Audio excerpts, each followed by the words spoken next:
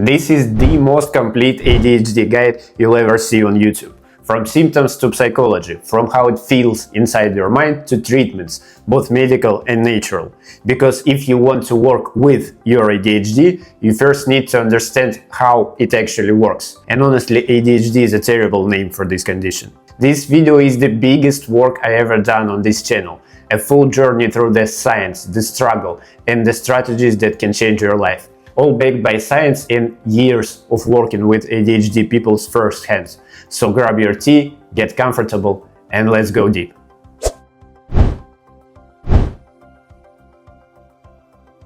Most people think ADHD means someone can't focus, too distracted, too hyper, maybe lazy, maybe unmotivated.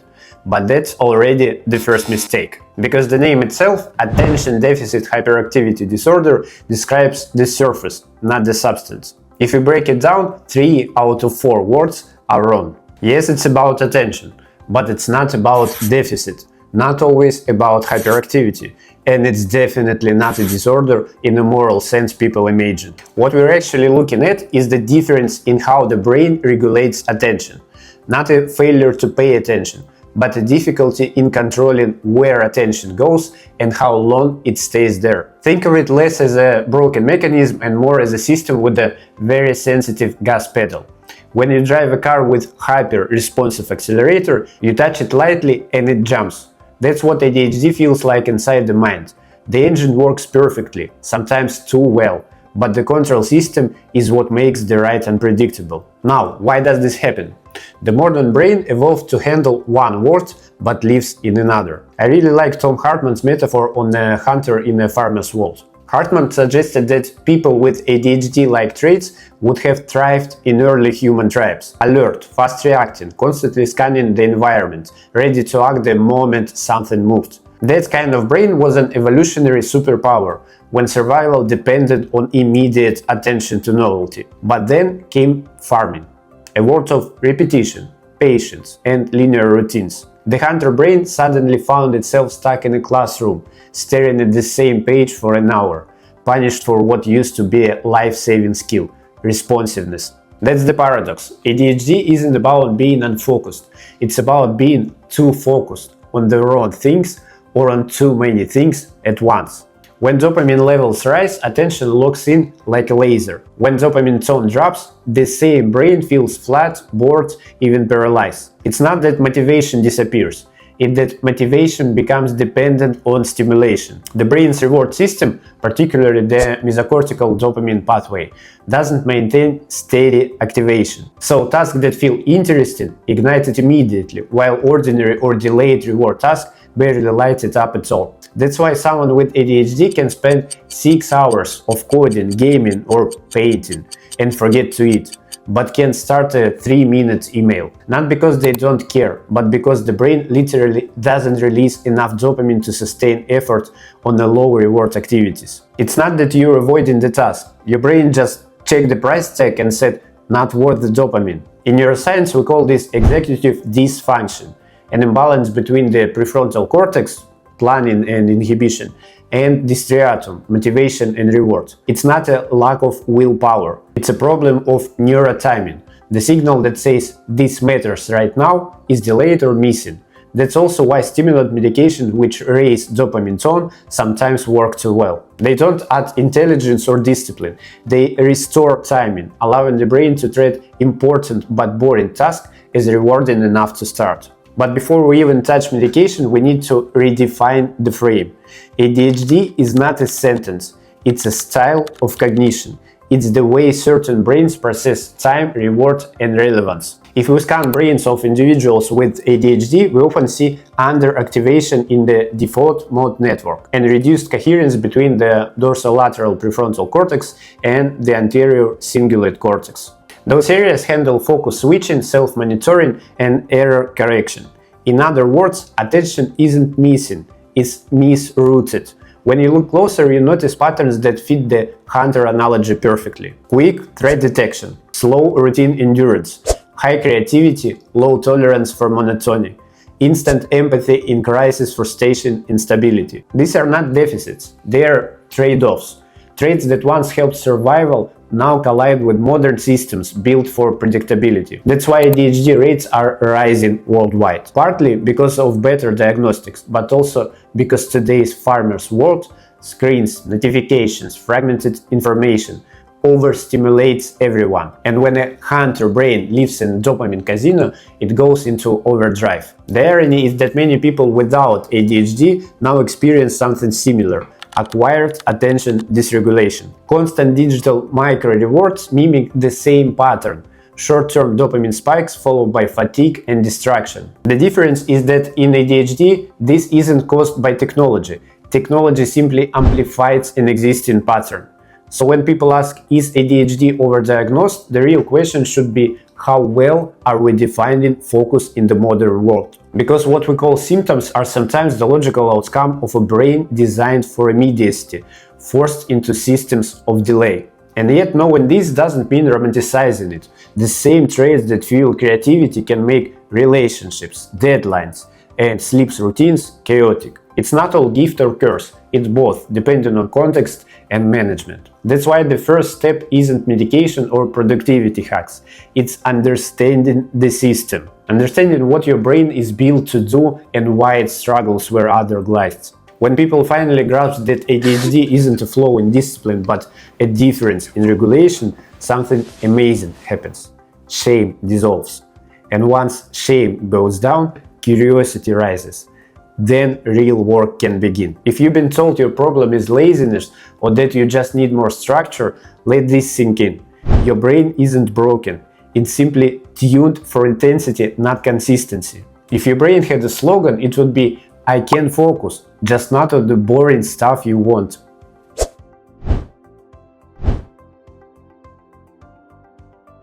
People often imagine ADHD as a short attention span, but that's the surface myth. The real story is that attention isn't short, it's unstable.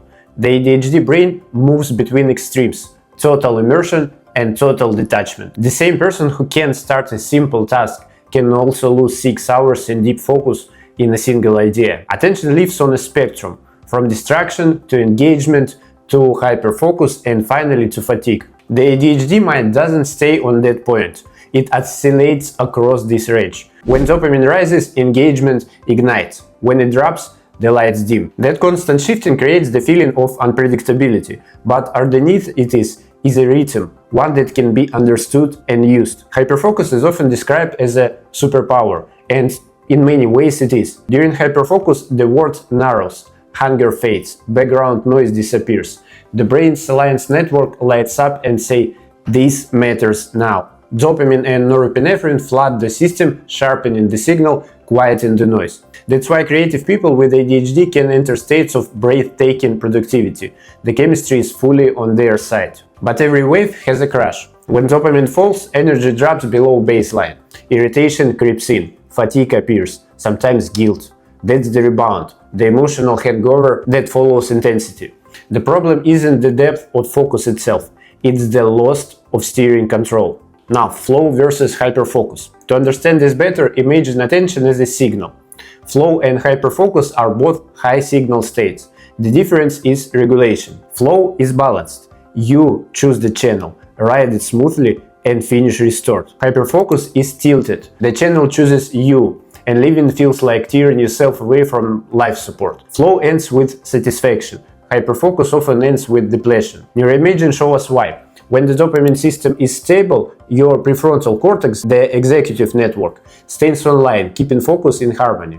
When it's unstable, the default mode network, that inner voice of memory and wandering, interrupts. The ADHD brain switches between these too fast, like flipping channels mid-sentence. This explains why people with ADHD describe their day not as a straight line, but as bursts and stalls, intense sprints followed by stillness. It isn't lack of discipline, it's the biology of oscillation. Another layer on this rhythm involves time itself.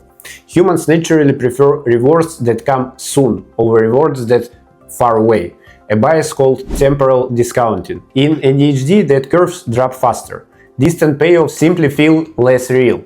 That's why looming deadlines create miracles. An open-ended project creates focus. Motivation isn't missing, it just runs on a faster, less predictable clock.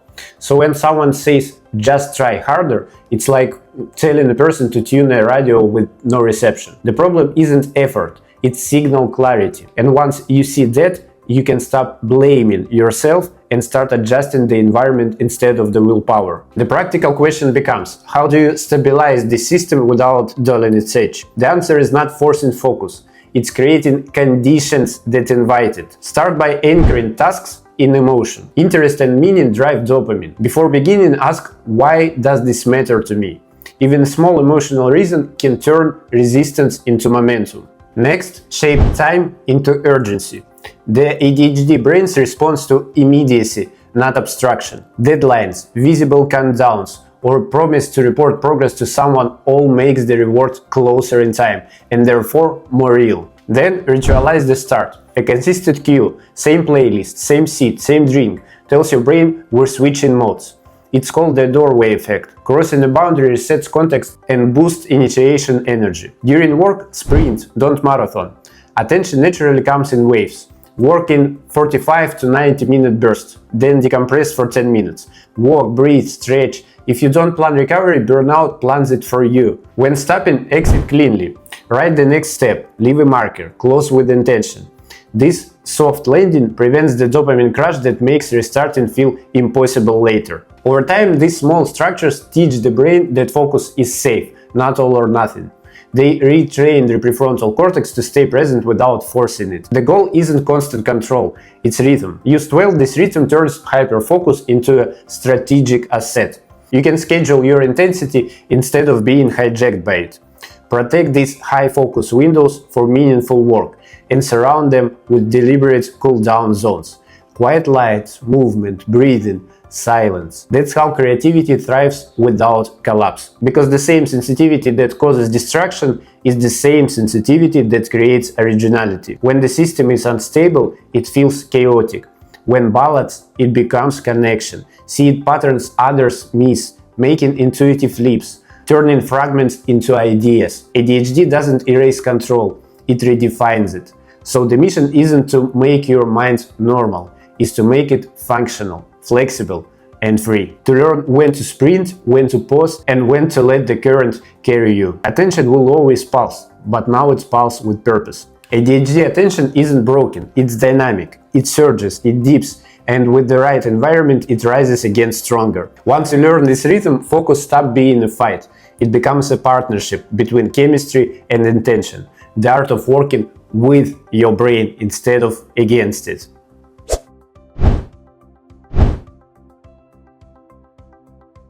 Let's talk about what ADHD feels like from the inside. ADHD isn't just distracted attention, it's unstable emotion, impulsive moments, and the hidden cost of holding yourself together all day. When people say just organize better, they miss the emotional tax that comes due every evening, the crash after 12 hours of self-control. Here's the lift pattern I see over and over. A spark of interest, a sprint of energy, tiny distractions, rising frustration, shame, more effort, exhaustion. That loop becomes a personality you don't deserve. When your attention wobbles, your emotions wobble with it. This isn't weakness, it's wiring. The same prefrontal system that steady focus, also steady feelings. When control sleeps, feelings get loud. A text you didn't answer feels like a disaster. A mild comment at work lands like a judgment. And then comes impulsivity, the brain's quick fix. Send the message, buy the thing, say yes, say no, say something to relieve the pressure. Impulse is not recklessness, it's relief-seeking. The goal is to stop discomfort now. What people never see is the hidden exhaustion. People with ADHD often spend the day playing chess with their own minds. Don't look at the top, finish the sentence, stay with the task. Every micro-correction uses fuel. By 7 p.m. you haven't run out of willpower, you've run out of glucose and neurochemicals. That's why the evening felt like I have nothing left. And here's the cruel add-on. The world sees the mess, late email, Mrs. Bill, forgotten birthday, not the hours of invisible effort. The result is a quiet chorus of I'm not enough, not smart enough, not disciplined enough, not grown up enough. Now let's name the thing behind that chorus. Shame. Guilt says I did something wrong. Shame says I am wrong. Shame turns every small slip into a referendum on your character. Miss a deadline, I'm unreliable. Lose your keys, I'm a disaster. Stumble in conversation, I'm socially broken. Then comes shame-driven perfectionism. You overreact to outrun the next failure. Color-coded systems, 10 new apps, all or nothing goals. For a week you'd be perfect, and then your brain rebels. Because perfection is friction, and ADHD brains hate friction. The slide back down feels like proof that the shame was right all along. There is another emotional landline: rejection sensitivity. Not overreacting, overfeeling. A neutral face reads as disappointment. A slow reply reads as rejection. And because attention is tied to emotion, that perceived rejection hijacks the spotlight. You replay it on loop, making it bigger and sharper, until it's the only thing in the room. The brain thinks it's protecting you from social loss. In reality, it's starving everything else. Let's map the full cycle. Overstimulation. Too many inputs, too much switching. Your selenium system is lighting up like a pinball machine. Compensate. Tighten control. Single task. White knuckle. Burnout. Neurochemical reserve drops. Focus fades. Emotional crash. Irritability, sadness, anxiety. The mind reaches for relief. Impulse rescue. Scroll, snack, shop, lash out, withdraw. Shame and fatigue. Why I can't just hold it together? Cue the next cycle. Notice what's missing. Compassion. Compassion doesn't mean excuse. It means you acknowledge the physics of your nervous system and plan accordingly. Here's a model my patient find helpful. Inside you there are two parts. The chaos child, curious, energetic, intuitive, emotionally honest, impatient with boredom, thrives on novelty.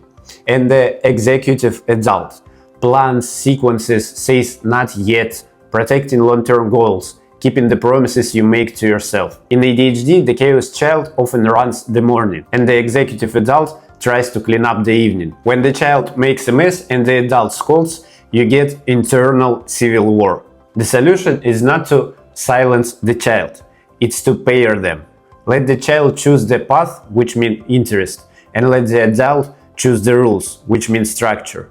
Interest plus structure is how ADHD gets stable without losing its magic. So how do we stabilize the psychological dimension without turning you into a robot? First, design for emotion, not just tasks. ADHD motivation is interest-driven, so do make it interesting, ethically. Time erases, tiny stakes, visible progress bar, start lines that feel fun, no guilt for needing hooks. Hooks are tools. Next, reduce friction to start. Your brain fails at initiation, not the intelligence. Make starting almost automatic. Open the dock the night before. Place the running shoes by the door. Draft the first sentence, not the perfect one. Make the first move stupidly easy. Next, lower the temperature, then decide. Never make life decision in a state of hot emotion. When rejection feels nuclear, switch to cooling protocols. Breathe out longer than in. Splash cold water. Change rooms. Name 5 objects you can see. When the body softens, the mind can steer. Calm body equals calm brain. Swap perfection for minimums. Perfection is brittle. Minimums are flexible. I'll write 3 ugly sentences. I'll clean for 5 minutes. I'll do 1 email reply. Minimums build trust with yourself. Consistency beats heroics. Schedule the crash. Yes, plan for it. After deep work, pre-book recovery windows. 10 minutes of walk, music, sun, breath. If you don't restore, your brain will demand repayment with interest. Rest is fuel, not a reward. Reframe sleeps as signals. Missed deadline, system too complex. Lost keys, environment not idiot-proof. Irritability, glucose or sleep low. Signals, not verdicts. Change the system, not your worth. Let's come back to fatigue. ADHD fatigue is not lazy, it's neurochemical spillover. After long regulation, the brain conserves energy by sliding into default mode rumination. That rumination amplifies shapes, which further drains motivation. That's why bedtime becomes scrolling. It's the mind way to keep stimulation just high enough to avoid sinking. To break this, cap your day. Decide your last cognitive rep time. Prep a low friction wind down. Same playlist, same light, same drink, same 8-minute stretch. Park tomorrow. Write tomorrow's first 1 or 2 steps on a sticky. The brain can release today when tomorrow is safely stored. Repeat, even when you don't feel like it. The repetition is the therapy. Now the hard truth about shame. Shame is sticky because it pretends to be responsible. If I beat myself up, I'll do better. Except shame narrows attention to the self and away from the task. It's a motivation black hole. Trade shame for accountability with dignity. I missed. Here's the fix. Here's the guardrail. Next step now. One more reframe. Emotional impulses are data. A sudden urge to quit? Data. Task is understimulating. So add novelty. A spike of anger? Data. Working memory overloaded. Step away. Reset. Wave of sadness. Data depleted. Fuel, sunlight, human contact. The goal is not to suppress data. It's to respond, then return. If you take nothing else from this chapter, take this. You are not broken. Your brain has a rhythm. The rhythm needs structure to become music. Build a life where the chaos child gets adventure inside boundaries the executive adult designs. That's how you protect your energy, keep your dignity, and still feel alive.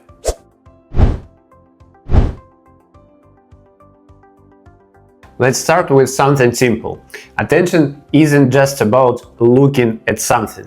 It's about choosing again and again what deserves your mental energy. Every second your brain receives around 11 million bits of sensory data, but you can consciously process maybe 40. So attention is the act of saying this matters and the rest can wait. Now, here's the part most people don't realize. Attention is not a switch, it's a network. It's a symphony played by multiple brain systems working together. When the rhythm breaks, attention collapses. The orchestra has 3 main sections. First, this alliance network. Think of it as your internal radar.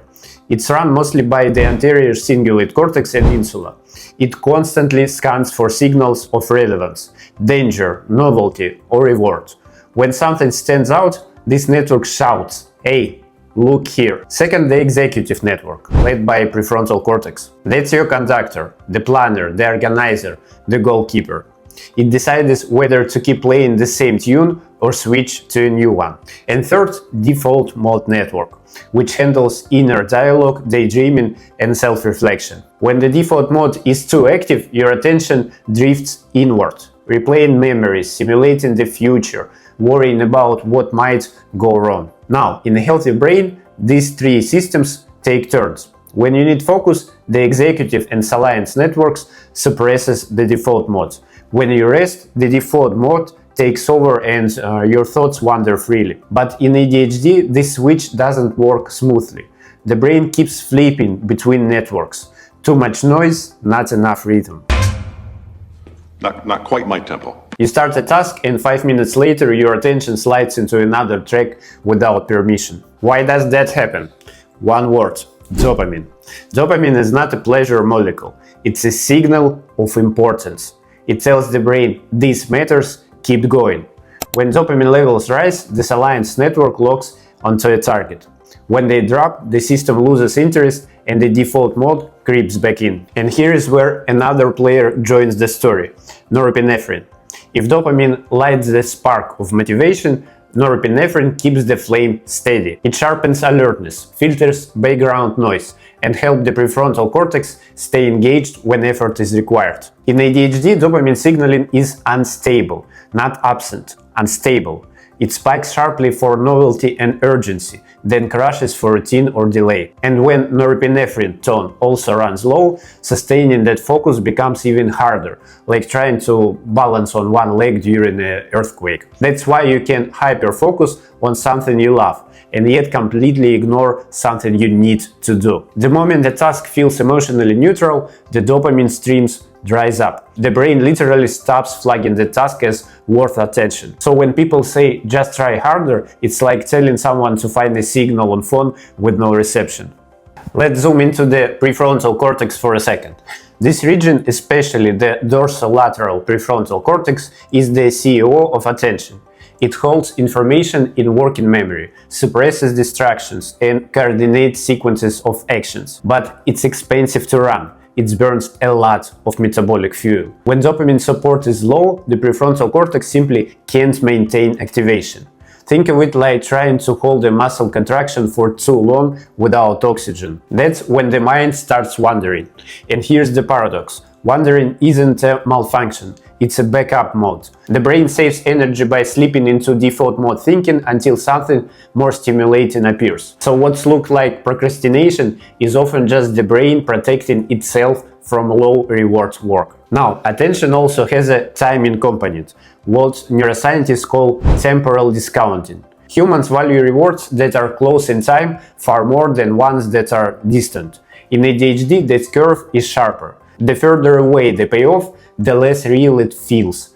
That's a problem for future Homer. Man, I don't envy that guy. That's why deadlines trigger miracles. Dopamine rises under pressure.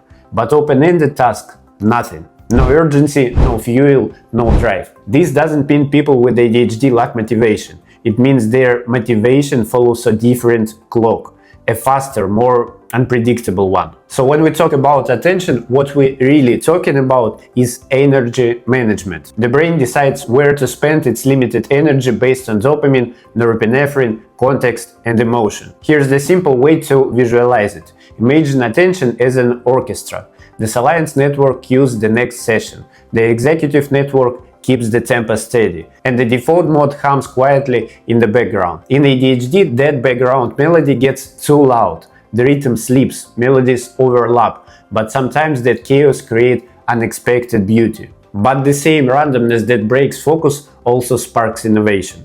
When the default mode and executive circuits crosstalk, new ideas appear. That's why ADHD brains often excel at divergent thinking, seeing unusual links between things. It's the same neural instability, but reframed as creativity instead of failure. So the real challenge isn't to silence the wandering, it's to learn when to turn it off. To build systems that gently pull the spotlight back when it drifts too far. And this is where emotion plays a huge role. Emotions are strongest magnets for attention. If something feels exciting, threatening, or deeply personal, focus locks in instantly. If it feels meaningless, the mind slips away. That's why emotional regulation is central to ADHD. Without stable emotion, you can't stabilize attention. There are two sides of the same neural coin, both powered by dopamine and modulated by norepinephrine in the prefrontal cortex. Now let's connect this to real life. When you sit down to work and suddenly remember an old conversation, that's not random. It's the salience network deciding that memory is more rewarding than the current task. When you scroll social media, each swipe delivers a microscopic dopamine hit, enough to keep your attention moving, never resting. When you drive home and don't remember half the trip, that's the default mode taking over while the executive network goes on autopilot. Your brain is constantly trading control between this system, and ADHD simply means that trade happens too often, too fast, or at the wrong time. The good news, these networks are trainable, and we will talk about it later in video. Attention isn't fixed, it's plastic. You can literally rewire the circuitry with consistency. So instead of asking why I can't focus, a better question is what does my brain think is more rewarding than this right now? Because the brain always chooses the highest dopamine path, not the highest priority one. Once you understand that, you stop fighting yourself. You start designing your environment to guide the brain instead of argue with it. Okay, we've mapped the circuits. Next, let's make it measurable.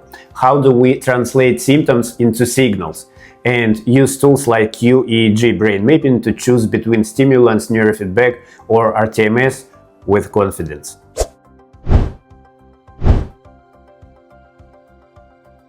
Let's make this simple and real. Diagnosis is not about slapping a label. It's about understanding what's actually happening, so decisions later are logical, not guesswork. First, the basics. A solid ADHD workup has three pillars. A clear history, childhood to now, observation, how you function in real life, and measures, rating scales, attention tests. Then we add the fourth pillar most clinics skip, a direct look at brain function with EEG, which means measuring the brain waves. That's where things stop being abstract and start being useful. The clinical foundation. We start with a structured interview. School reports, if available, job performance, deadlines, relationship friction, time blindness, impulsive decision, the good days, crash days pattern. Then we check when the symptoms began and in how many settings. Home, school, work, social. ADHD lives across contexts, not only in one place. Next, standardized rating scales from you, and ideally from partner, parent or teacher. In attention.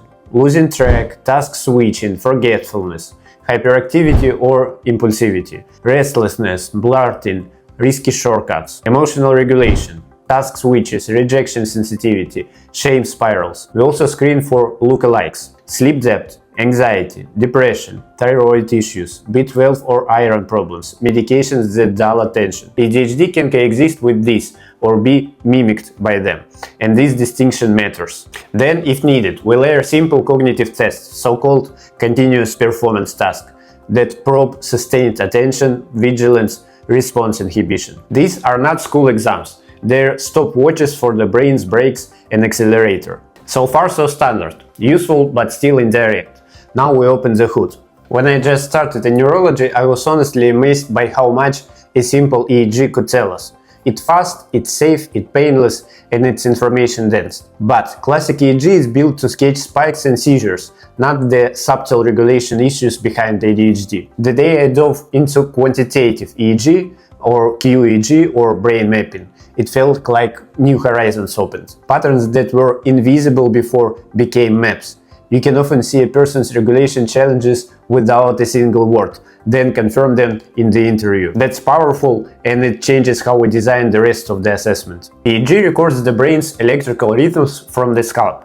QEEG turns those raw waves into metrics and topographic maps. How much theta, alpha, beta you produce, how symmetrical it is, how regions communicate with each other. In ADHD, these maps often show one of several regulation patterns, different electrical failure modes that can produce similar behaviors. That's why two people with the same symptoms may have different brain patterns and need different strategies. Their value isn't finally seeing why attention slips, too little drive, too much noise, or both. QEEG reframes ADHD from a behavior label to a regulation problem, visible in electrical terms. This is not fortune-telling, it's pattern reading that we immediately cross-check with your history and day-to-day reality. When the map and history match, confidence goes up. It is not a standalone diagnosis machine. It doesn't replace clinical judgment or the DSM criteria. It won't tell us your life goals or values. It's also useful when recording is full. Think of it as a powerful fourth mirror next to history, observation, and tests. So why this level of details helps? One word: clarity.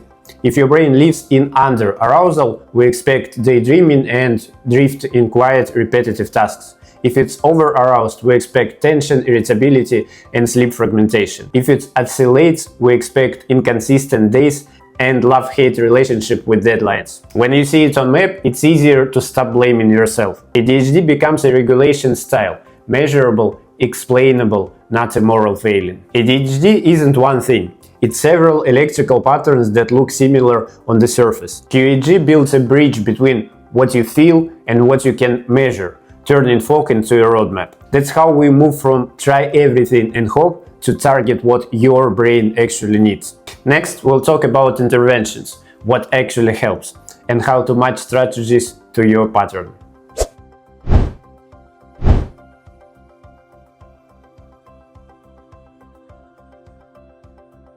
When people hear ADHD treatment, the first word that usually comes to mind is pills, and that's understandable. Medication can be both hero and the villain of ADHD story for decades.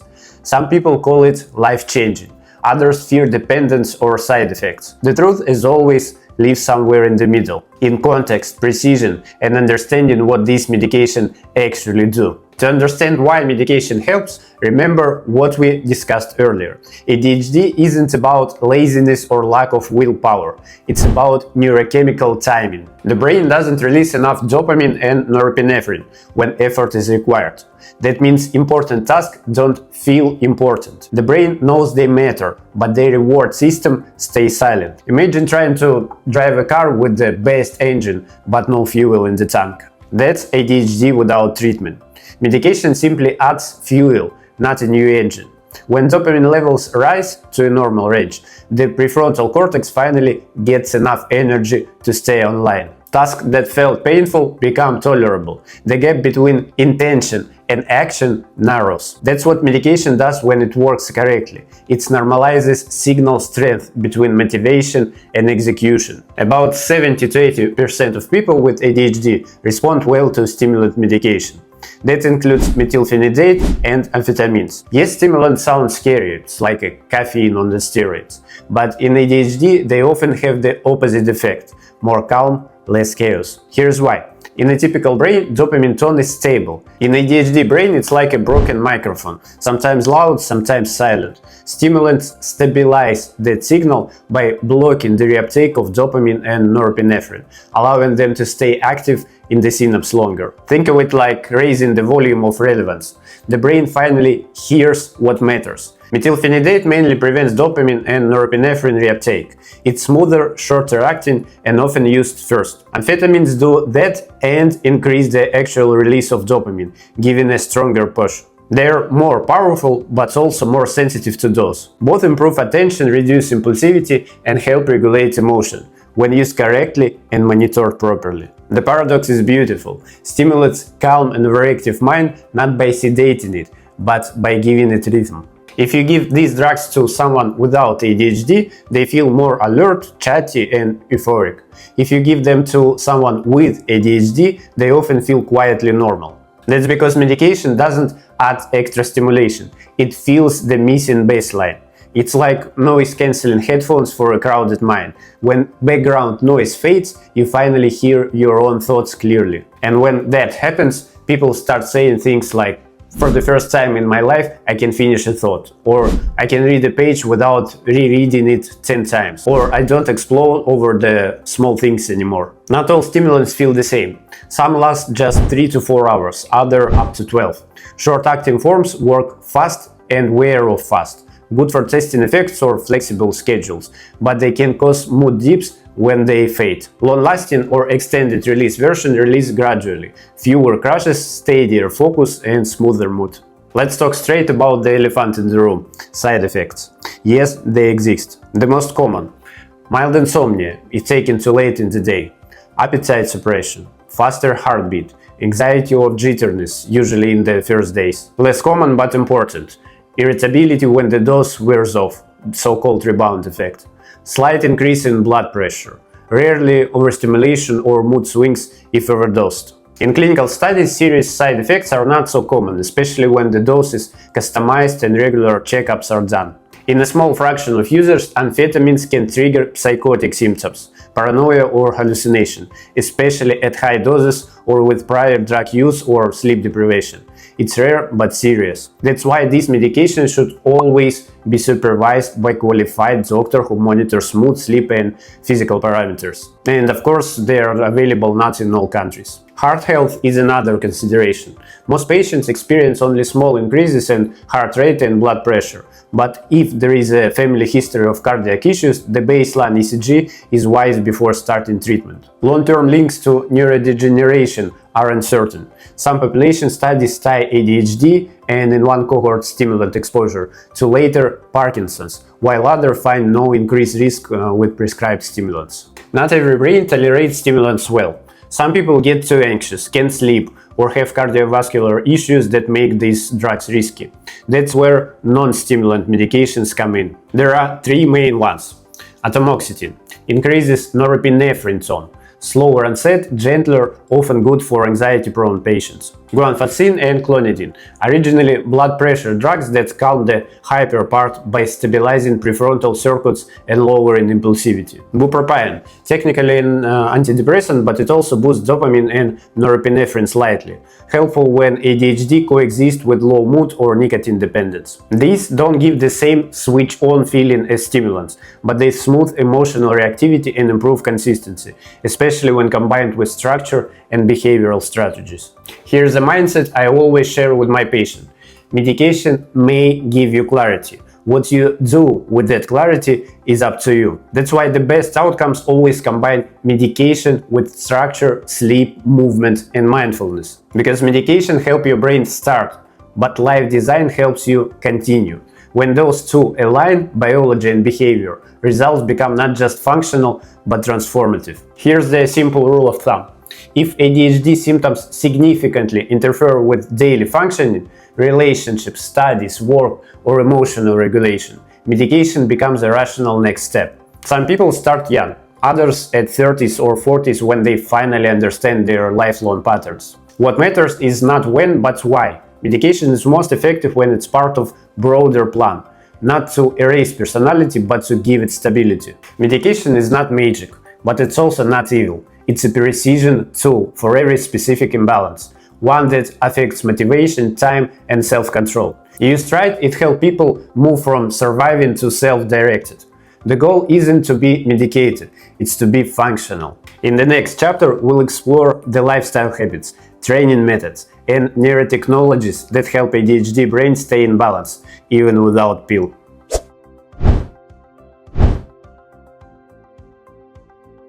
If the previous chapter was about fueling the brain's chemistry, this one is about training it. Because sometimes, instead of adding more dopamine, we can teach the brain to balance its own rhythms. That's the word of neurofeedback and rTMS. ADHD, at its core, is often a problem of timing. Signals arrive too early or too late. Networks that should synchronize drift out of rhythm. Medication fine-tunes the chemistry. These tools fine-tune the rhythm.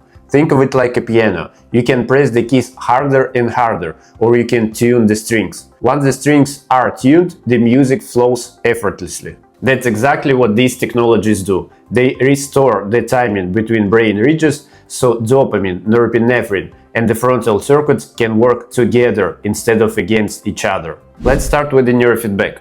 Imagine sitting in front of the screen that mirrors your brain in real time. Every half second, an EEG reads your brain waves and shows them as moving bar or tone or a simple game. When your brain shifts into desired state, it gets the immediate reward. Maybe the screen brightens or a pleasant tone plays. That tiny instant reward teaches your brain to repeat that pattern. And the more it practices, the stronger the pattern becomes. It's not mind reading or science fiction. It's operant conditioning applied to the brain. You're giving your mind feedback in real time so it can learn to stay in the zone on its own. Over weeks of training, the prefrontal and cingulate regions, the ones responsible for focus and control, start firing in sync again. Each session is like a workout for neural circuits.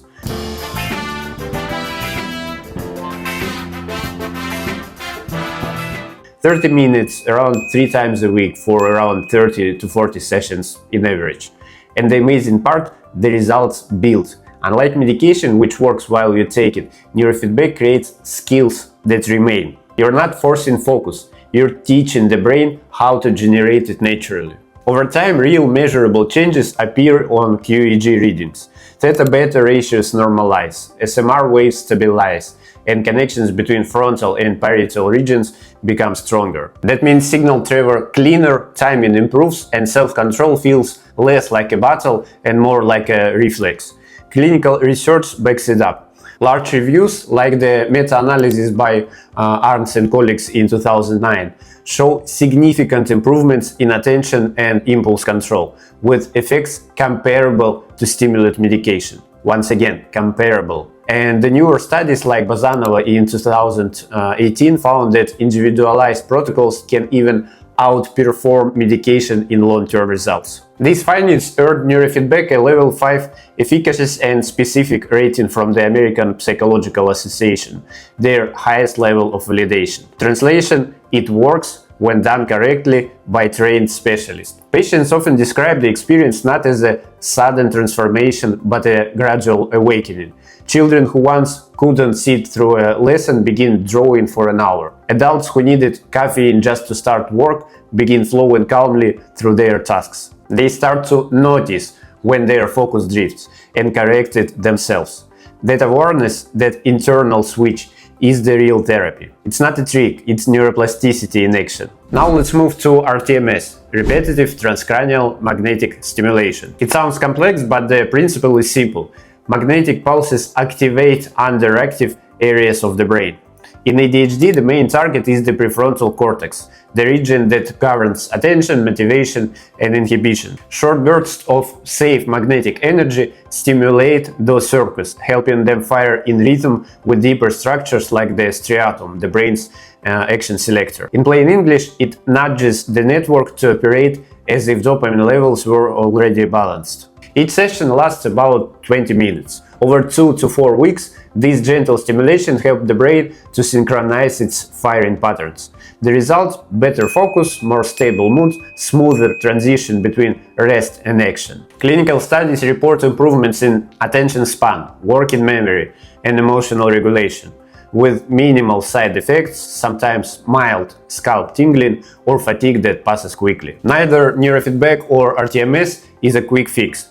They require consistency, good specialists, and patience while the brain learns new rhythms. But when used properly, sometimes even combined, the results can be remarkable. Some hybrid protocols start with the rTMS to prime the frontal networks, followed by neurofeedback to lock in those new communication patterns. What makes both of these tools special is that they don't add anything artificial to the body. No chemicals, no receptors, no withdrawal. They simply remind the brain how to regulate itself. Think of it as a mirror training for the mind. The goal isn't to super focus or perfection, it's balance, the ability to move between rest and effort, calm and concentration, without crashing into either extreme. I often tell patients, medication turns on the light. Neurofeedback teaches you how to build the switch. Neurofeedback and rTMS together represent the front line of modern non-pharmacological ADHD therapy. They don't mask symptoms, they address the root, dysregulated brain timing.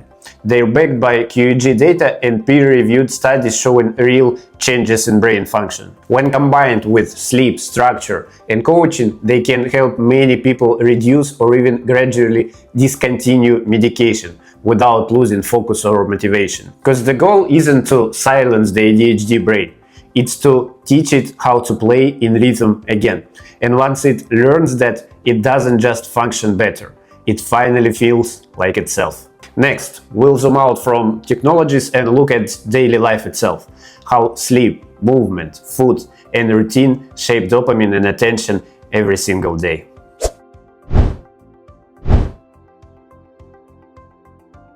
This one is about daily life, the ordinary habits that quietly rewire your brain every single day. Because ADHD isn't just a mind problem, it's a body rhythm problem. Every hour of sleep, every meal, every scroll on your phone is either helping your brain stay in rhythm or throwing it off beat. The good news, most of these levers are free. If I had to pick one supplement that outperforms all others, it would be sleep. And yet people with ADHD often fight it like an enemy.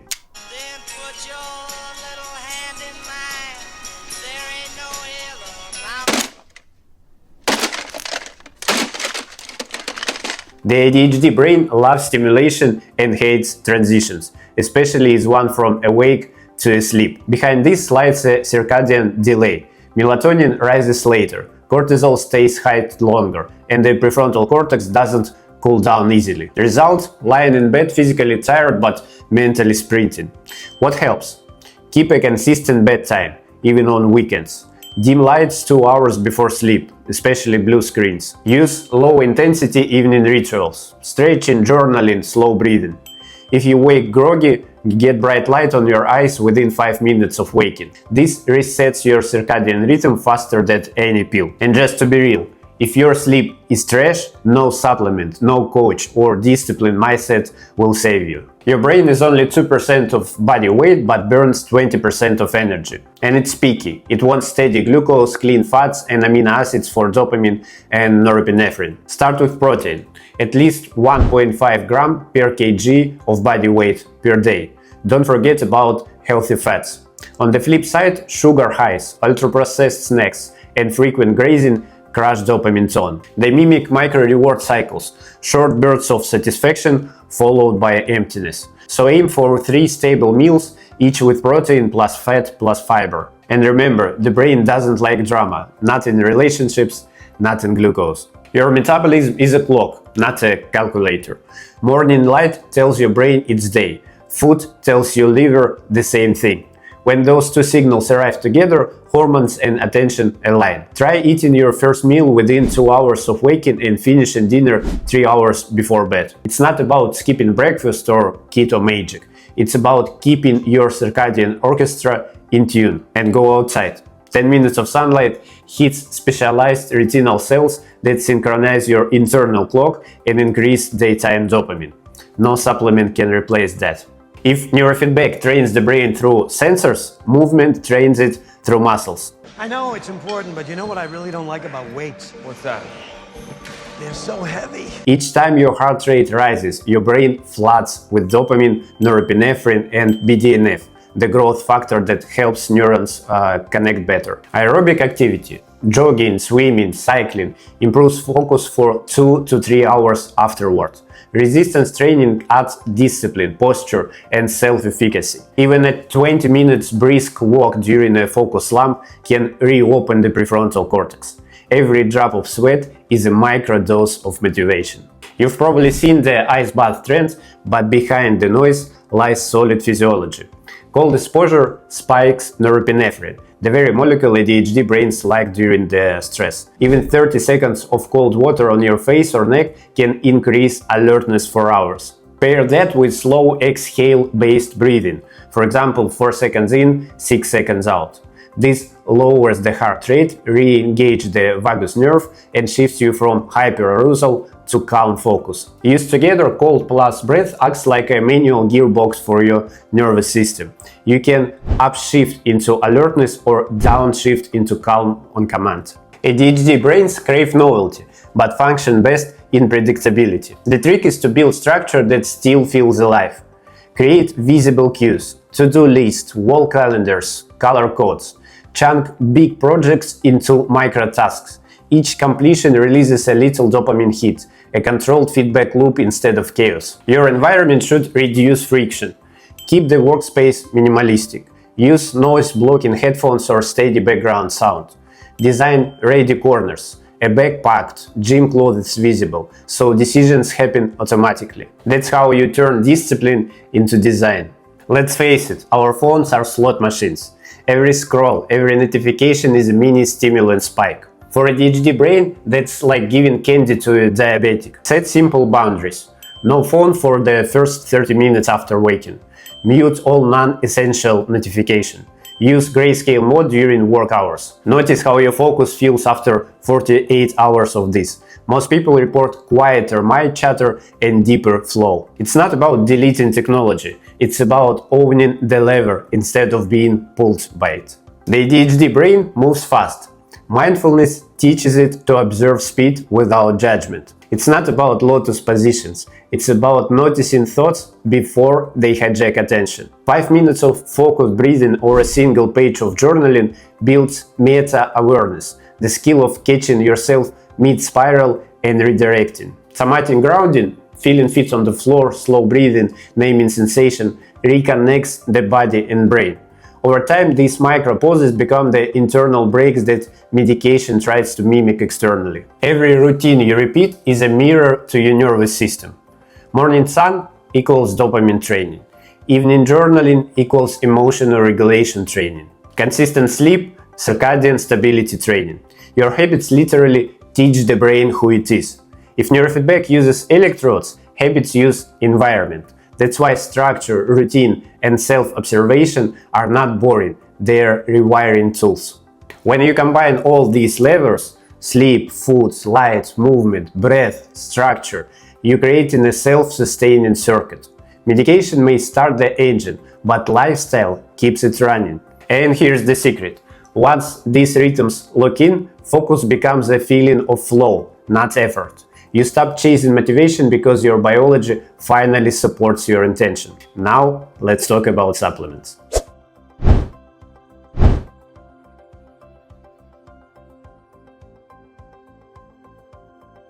Let's keep that tight and useful. Supplements are not a cure for ADHD. They're adjuncts. Think of them as fine-tuning, not the engine. If you use them, do it targeted. Check levels, choose quality, and track response. Alright, let's go. Omega-3. The most studied. Some meta-analyses show small improvements in attention and behavior, mainly in kids with low fish intake. New reviews are mixed. Transition omega-3 can help a bit, but it won't replace medication, therapy, sleep, or structure. L-tyrosine.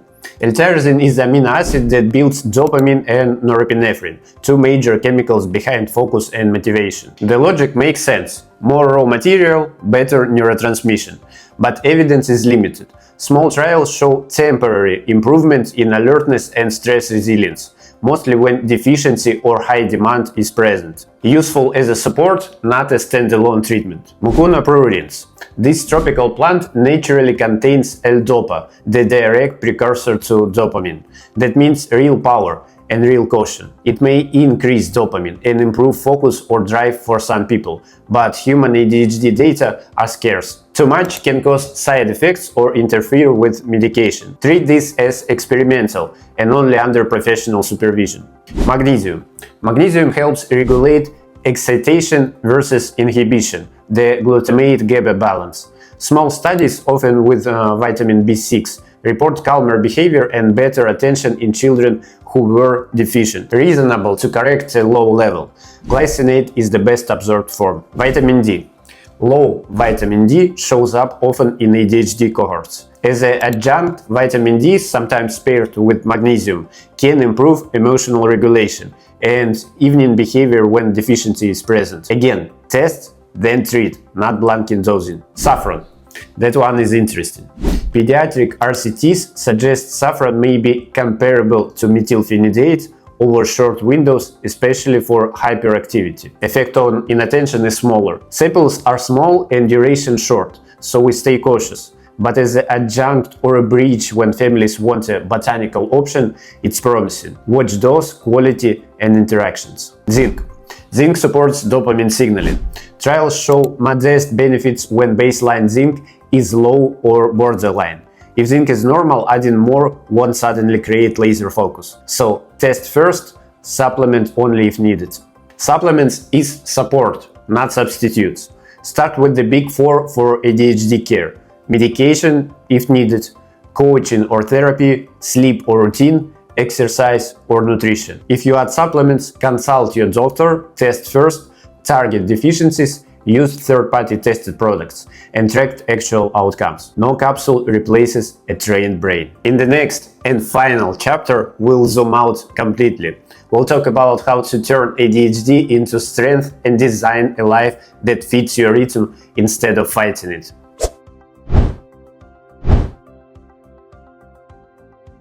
Let's end with something simple, and maybe the most important thing I'll ever say in this whole video. You are not broken. You never were. You just live in a world that runs on a rhythm that isn't yours. If ADHD has ever made you feel lazy, scattered, too much, or not enough, pause right here. Because what people call disorder is often just a mismatch between how your brain is wired and what the world expects. The ADHD brain runs on intensity and connection. It feels deeply, it reacts fast, it learns through experience, not repetition. That's not a deficit. That's the operating system built for exploration, creativity, and rapid adaptation.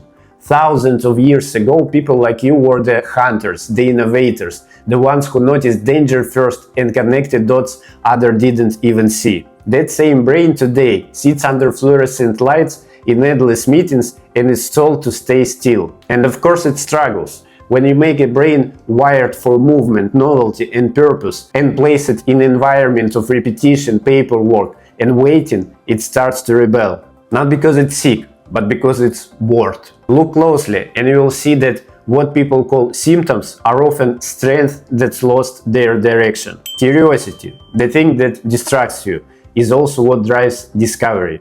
Hyperfocus, the thing that makes you lose hours, is how masterpieces get made. Emotional sensitivity, the thing that overwhelms you, is also where your empathy, humor, and intuition are born. When managed with awareness, these traits become tools, not traps. They give you energy, creativity, and connection. The goal of treatment isn't to erase who you are, it's to anchor your gifts so they work for you, not against you. Most people with ADHD carry years of silent guilt.